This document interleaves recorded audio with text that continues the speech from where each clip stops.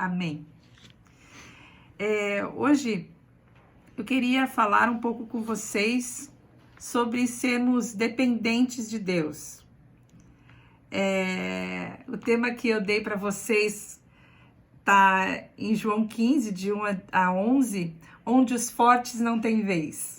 E é interessante nós pensarmos nisso nesse momento, onde vivemos um empoderamento, onde as pessoas falam o quão forte, o quão grande, o quão poderoso você deve ser. Mas nós sabemos pela palavra de Deus, e eu gosto muito de uma frase de Agostinho, que fala o seguinte, vou compartilhar com vocês para que vocês guardem essa frase no coração de vocês. A frase diz o seguinte, deixa eu passar aqui. O que a alma é no corpo, assim o Espírito Santo é no corpo de Cristo, que é a igreja.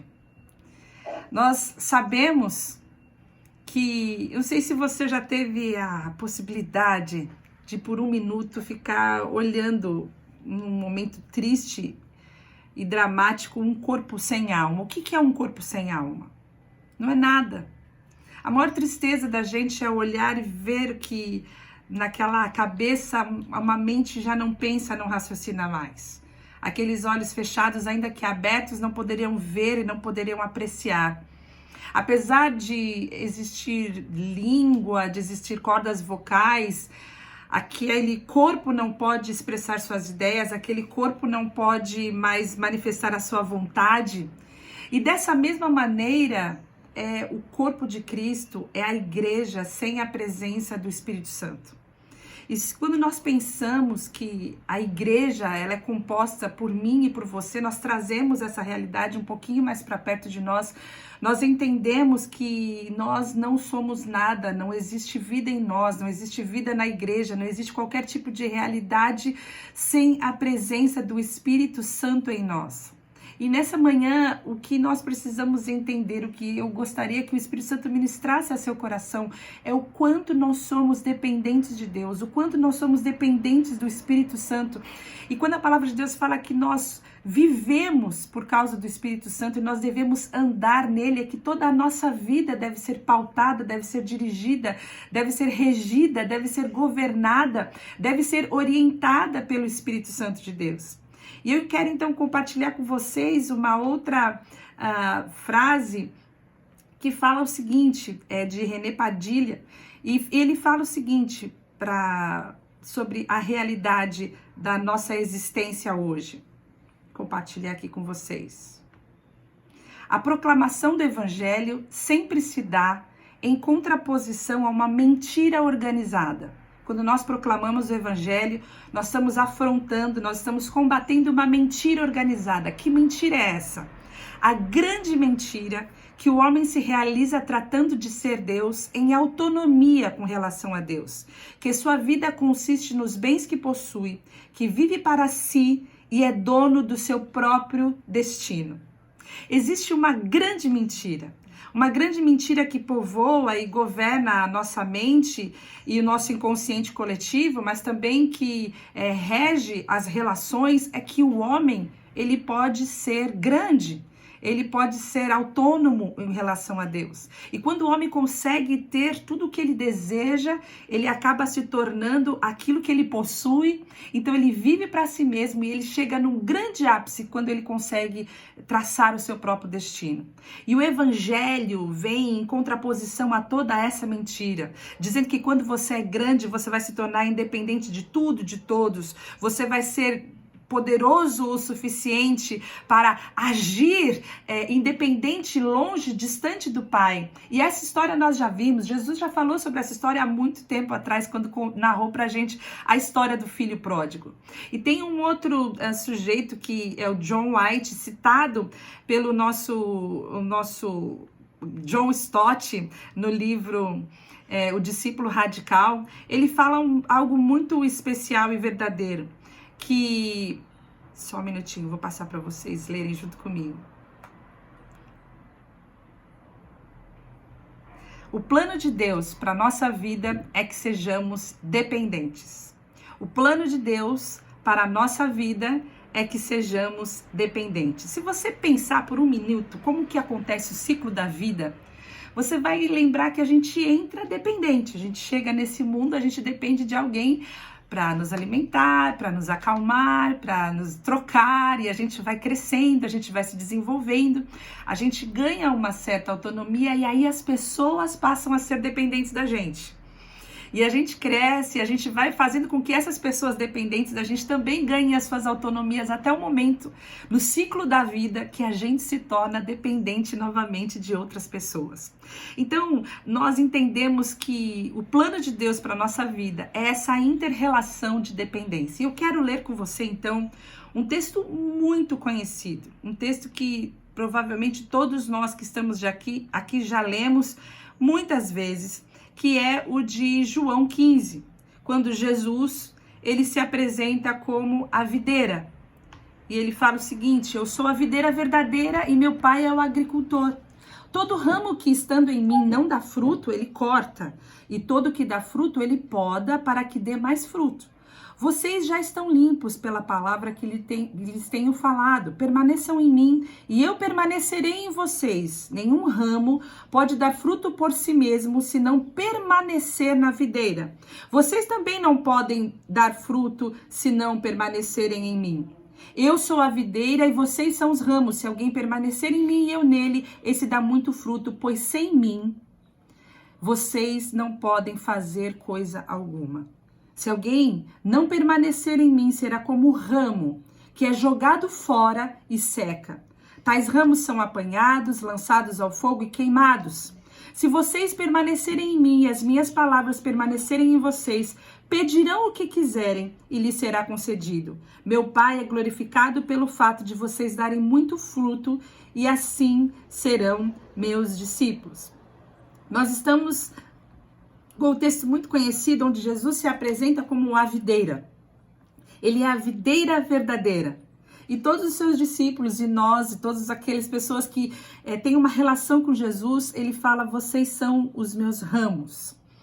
E o que Jesus pretendia com essa ilustração? Não sei se você tem alguma planta perto de você, mas todo mundo sabe que se você arrancar uma folha, eu tenho um antúrio aqui na minha frente, se eu arrancar uma dessas flores, elas não vão servir para mais nada, elas vão se secar. Agora você coloca isso para um ramo, um galho frutífero.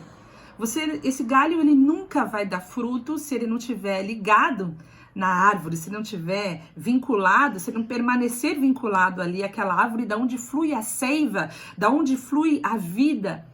Da mesma maneira, Jesus está falando para nós que a vida flui dele, que ele é a nossa vida, que estar nele é a única esperança para que nós não sejamos galhos secos.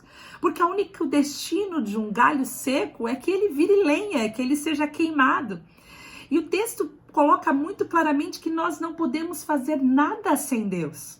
Aqui está a nossa dependência. Jesus fala: nenhum ramo pode dar fruto por si mesmo se não permanecer na videira. Vocês também não podem dar fruto se não permanecerem em mim. Mas além das figuras da videira e dos ramos, Jesus também se refere a Deus, o Pai, como o agricultor que cuida da videira. Ele fala que ele poda esses ramos frutíferos para que eles deem mais fruto ainda. E a minha pergunta é: de que maneira que essa limpeza pode ocorrer na nossa vida? Como que nós podemos dar mais fruto ainda? E nós sabemos, principalmente pelas dificuldades da vida, que existem muitos momentos onde Deus tira de nós tudo aquilo que não é fruto.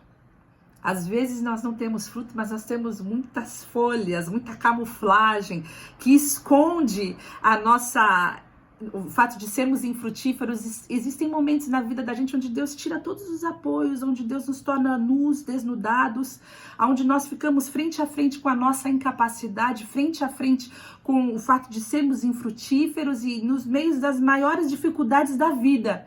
É o momento em que nós somos levados a confessar a nossa dependência de Deus. Agora, confessar a dependência diante de Deus é algo contra a cultura, se você for pensar. Quando nós confessamos a nossa dependência de Deus ou ainda de outras pessoas, nós estamos mexendo num vespeiro muito grande que é o nosso ego.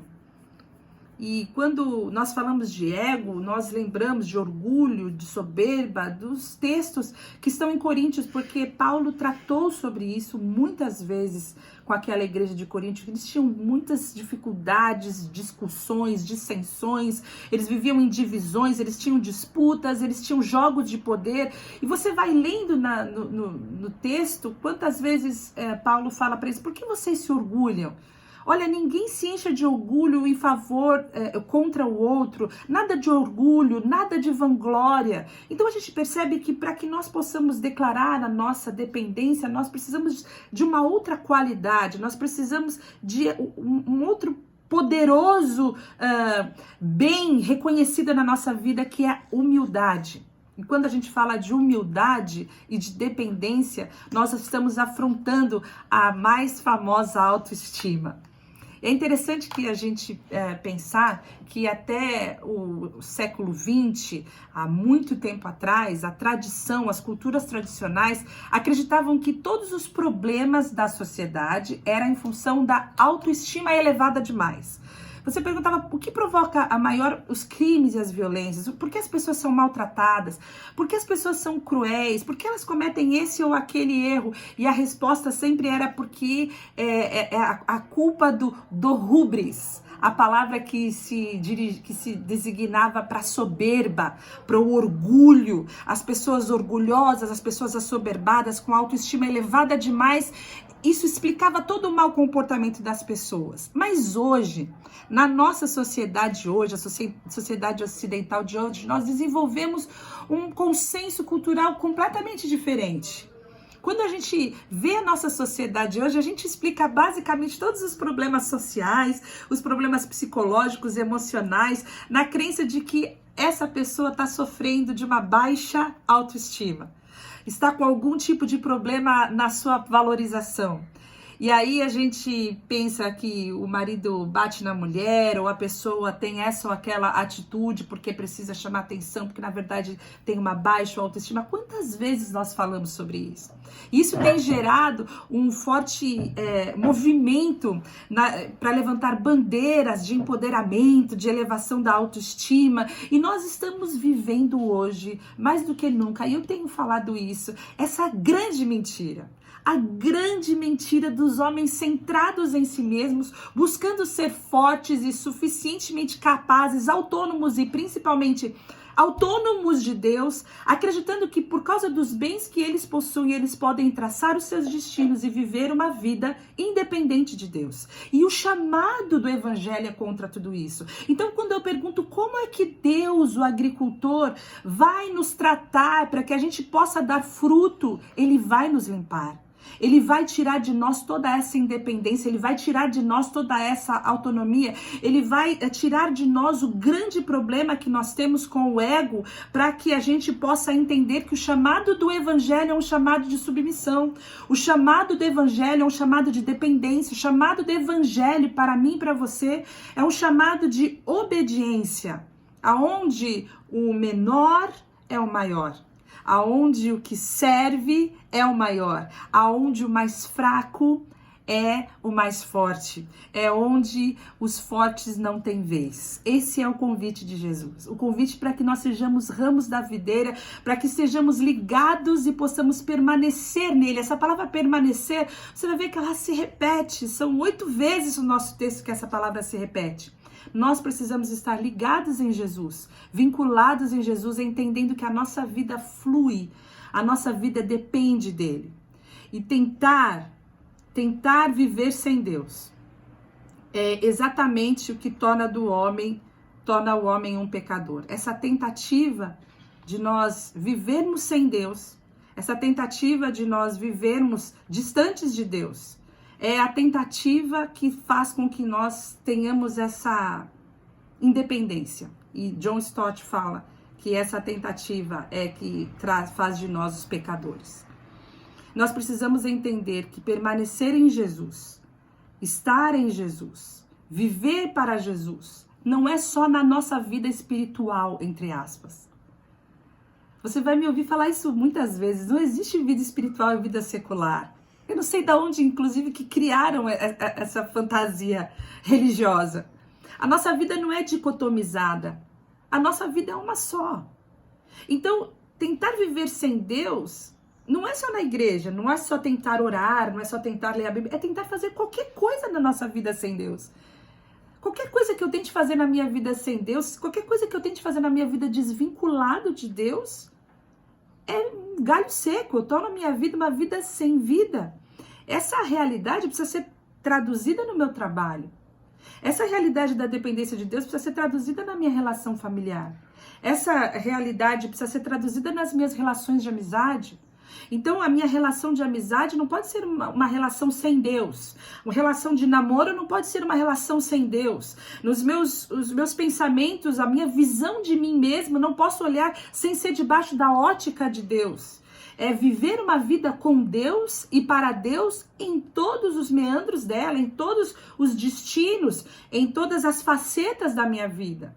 E quando nós entendemos isso, nós olhamos para as nossas habilidades, para as coisas boas, para os nossos dons e os nossos talentos e aquilo que nós fazemos muito bem, porque eu acredito que todos nós temos coisas que nós somos muito bons nisso, somos exímios nisso, e nós precisamos colocar todas essas coisas aos pés de Jesus, desejando que a nossa vida e até os nossos grandes talentos importem na glória de Deus. Viver na videira é saber que todo o nosso acerto é por causa de Jesus. É colocar todas os nossos currículos anexados, vinculados ao Espírito Santo, é viver em parceria, é desejar do fundo do nosso coração que o Espírito Santo faça em nós e através de nós coisas que nós jamais conseguiríamos, que nós sozinhos jamais faríamos. É uma vida lotada, uma vida cheia, uma vida abençoada com uma presença gloriosa de Espírito Santo que vai trazer para nós luz, que vai trazer para nós direção, que vai trazer para nós conforto, vai trazer para nós consolo, vai trazer domínio próprio, vai trazer mansidão, vai trazer bondade, vai trazer a paz. É essa vida. É isso que significa permanecer em Cristo. É isso que significa dar fruto. Deus está nos convocando para vivermos uma vida em sintonia com o seu Espírito, ligado nele, não depender mais só de nós mesmos. Essa semana eu li um texto de 1 Reis, capítulo 18. E é muito legal se você puder ler esse contexto, porque narra o momento em que Elias se coloca para aquela grande disputa com os 450 profetas de Baal. Você vai ler o contexto, que todos os profetas estavam escondidos numa caverna por Obadias, de que estava todo mundo querendo caçar Elias, e Elias se apresenta e ele propõe uma disputa, um grande duelo, um combate entre ele, que ali está representando o nosso Deus, e os 450 profetas que estavam representando Baal. E ali naquele combate, eles combinaram o seguinte: olha, nós vamos levantar o altar, nós vamos colocar um novilho em cada altar e nós vamos clamar ao nosso Deus. O Deus que respondeu é o Deus verdadeiro, ele vai responder com fogo. E quando você vê o que acontece, ele fala para o pessoal de Baal, fala, vocês são imundos, podem ir primeiro, podem ir. E eles começam. O texto narra que eles dançavam, e eles clamavam, e eles gritavam, chegou o meio-dia, nada tinha acontecido, Elias fala, pessoal, grita mais alto, será que o Deus de vocês está dormindo? Será que ele está meditando? Será que ele está viajando? Será que ele está ocupado? Grita mais alto, eles gritaram mais alto, e eles foram assim até quase o final do dia, clamando e dançando, e o texto fala que eles entraram em transe, e que eles estavam completamente, parecia uma rave aquilo lá. Então chega um momento em que Elias pega 12 pedras, que representam as 12 tribos de Israel, e coloca um novilho ali, e ele faz uma valeta. Ele cava em volta do altar uma valeta que, segundo os estudiosos, cabiam até 28 litros de água, é muita água. E ele manda que venham 4 jarras grandes de água por 3 vezes, e o texto fala que ele lota de água, não só o altar, como ele lota de água também a valeta. E aí, o que acontece? Eu vou ler com vocês, para vocês me acompanharem nessa leitura. O texto fala o seguinte, vou esperar o computador responder aqui, que ele está com... A hora do sacrifício, o profeta Elias coloca-se à frente e orou o seguinte: ó Senhor, Deus de Abraão, de Isaque e de Israel, que hoje fique conhecido que tu és Deus em Israel e que sou o teu servo e que fiz todas essas coisas por ordem tua. Responde-me, ó Senhor, responde-me para que esse povo saiba que tu, ó Senhor, és Deus e que fazes o coração deles voltar para ti. Então o fogo do Senhor caiu e queimou completamente o holocausto, a lenha, as pedras e o chão, e também secou totalmente a água na valeta. Quando o povo viu isso, todos caíram prostrados e gritaram: o Senhor é Deus, o Senhor é Deus. Eu li 1 Reis 18, nos versículos 36 a 39. O que me chama muita atenção nesse texto, além da grandeza do poder de Deus revelado ali, é que Elias fala: eu sou o teu servo, eu sou submisso, eu não sou autônomo, eu sou servo. E quando ele se posiciona diante dessa humildade, clamando ao Senhor que com aquela revelação do poder de Deus, o povo ia ter um coração quebrantado a Deus. Após aquele grande milagre, demonstração de força e poder de Deus, o povo fala: o Senhor é Deus, o Senhor é Deus. Não fala que o Elias é o grande, que o Elias é o profeta, apesar dele ser o grande profeta Elias. O nome do Senhor foi glorificado por causa da postura de Elias diante de Deus. E me lembra João Batista que fala: olha, importa que ele cresça e que eu diminua. Eu não sou digno. Eu não sou digno nem de calçar o sapato no pé dele. Da mesma maneira, Elias, que era o grande profeta, tributa a Jesus toda a glória e todo o poder. E quando eu vejo essa cena, eu acredito que nós precisamos nos perguntar como que nós temos levado a nossa vida. Será que nós estamos como aqueles 450 que nós levantamos para nós ídolos? Porque todos nós que não somos adoradores exclusivos de Jesus, somos adoradores de qualquer outra coisa. Pode ser o dinheiro, pode ser o poder, pode ser o trabalho, pode ser a família, pode ser a imagem. Nós temos ídolos. E quantos ídolos nós levantamos? E nós clamamos, e nós dançamos, e o texto fala sobre esses ídolos, que eles se feriam, eles se machucavam, eles se mutilavam, e nós vamos na jornada da vida nos ferindo, nos mutilando, e o texto de 1 Reis 18 fala que ninguém ouviu, ninguém atendeu, e nada aconteceu. E às vezes nós levantamos para nós ídolos e dependemos de tantas coisas para nossa felicidade. Ah, se eu tivesse mais dinheiro. Ah, se eu tivesse uma casa própria. Ah, se eu tivesse um marido. São ídolos da onde vem a nossa esperança, onde é colocada a nossa devoção, onde são colocadas as nossas forças. Mas ninguém ouve, ninguém atende. E a nossa dependência, a dependência da nossa paz, da nossa alegria está em coisas que não serão nunca jamais supridas. E nós temos a nossa vida cada vez mais seca, cada vez mais infrutíferas, porque estamos desligados da videira. Ao mesmo tempo, a nossa vida pode ser como a vida de Elias. Nós podemos nos colocar diante de Deus e falar: eu sou tua serva. Permita que através da minha vida as pessoas possam te ver, a tua glória seja manifesta. Eu não sei se você já passou por isso, se você já esteve num ambiente onde a pessoa falou da tua paz. Olha, eu cheguei aqui tão angustiado, cheguei aqui tão aflito, mas aí eu tô conversando com você e é a sua paz, e essa paz entrou no meu coração e agora eu tô em paz. Alguém falou da sua bondade. Eu sempre me impressiono com a bondade de algumas pessoas num mundo tão mau, tão perverso, tão cruel. Ou alguém falou do domínio próprio. Como é que você consegue estar nesse momento assim, tão equilibrado? Eu estaria arrancando os cabelos. E aí você teve a oportunidade de falar: olha, a minha paz, essa paz que excede todo entendimento, ela vem do Senhor. Olha, não tem nenhuma bondade em mim. A bondade que eu tenho, a bondade de Deus manifesta através de mim. Olha, não sou eu que me domino, não. Quem me domina é o Espírito Santo de Deus.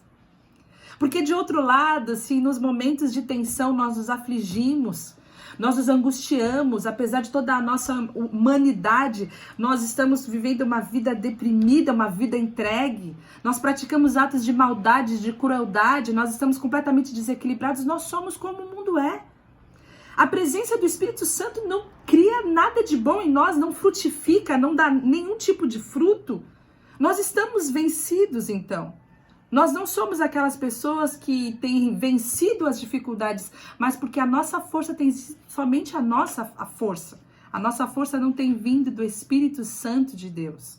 E nós precisamos entender que sem o Espírito Santo de Deus, nós não temos como frutificar a nossa vida.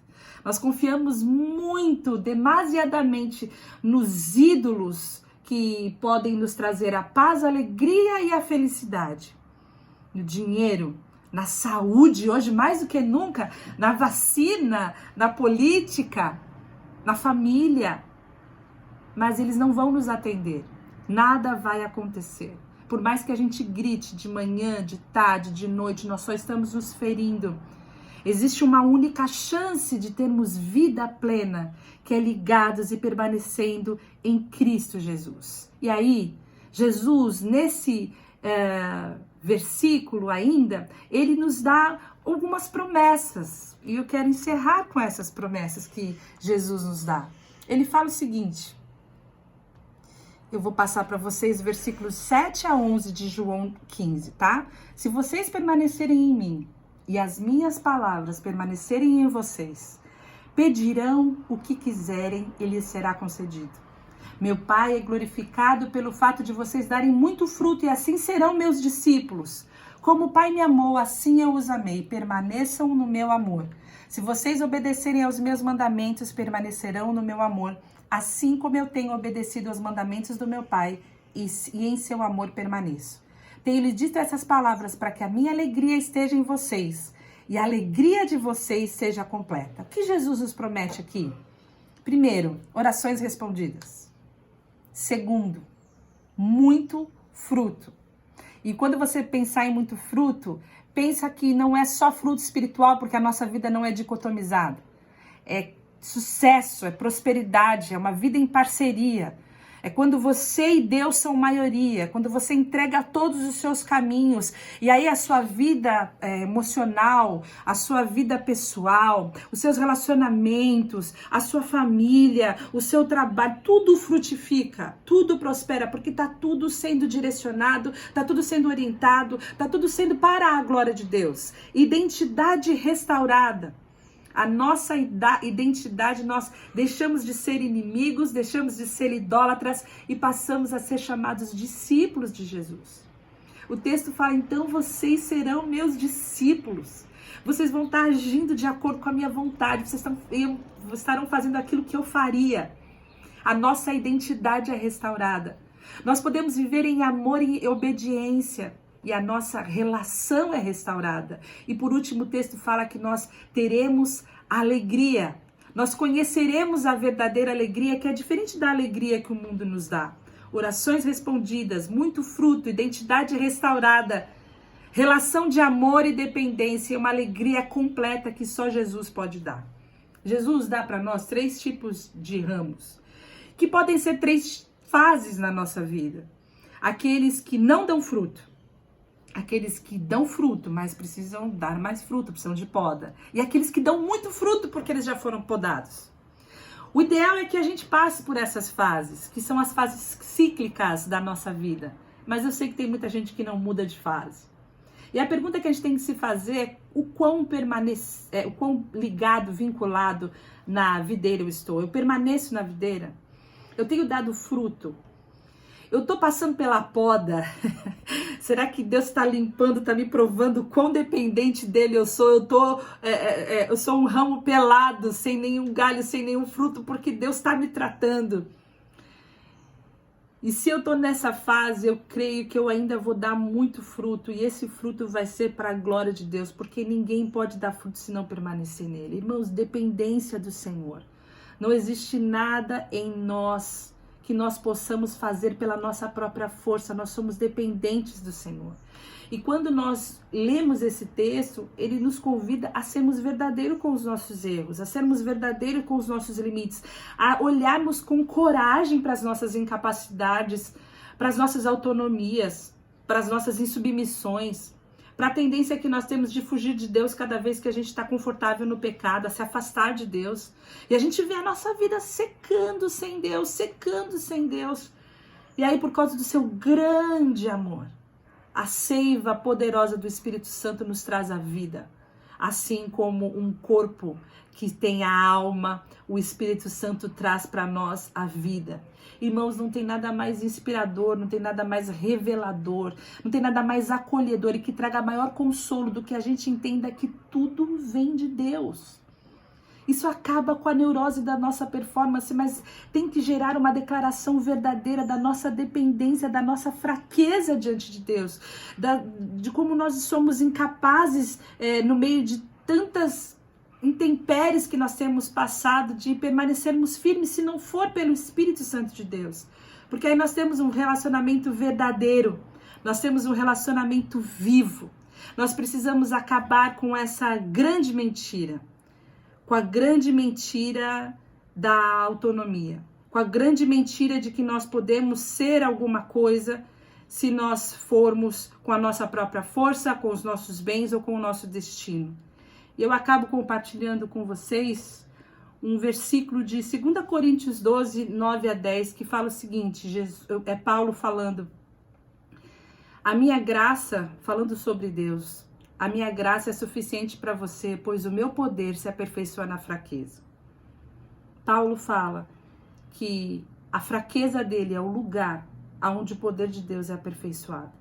E Paulo fala, portanto, eu me gloriarei ainda mais alegremente em minhas fraquezas, para que o poder de Cristo repouse em mim. Por isso, por amor de Cristo, regozijo-me nas fraquezas, nos insultos, nas necessidades, nas perseguições, nas angústias, pois quando sou fraco, é que sou forte. Quando sou fraco, é que sou forte. Você consegue entender isso? Isso nos liberta, né? Nós entendemos que nós somos fortes por causa de Jesus, por causa do Espírito Santo de Deus. Eu queria convidar você a cantar uma música com a gente. Eu coloquei todo mundo em casa na Furiosa aqui. A Luíse vai tocar pra gente uma música. Luíse, estica o braço aí, dá um oi. Ela tá no cantinho. É uma música conhecida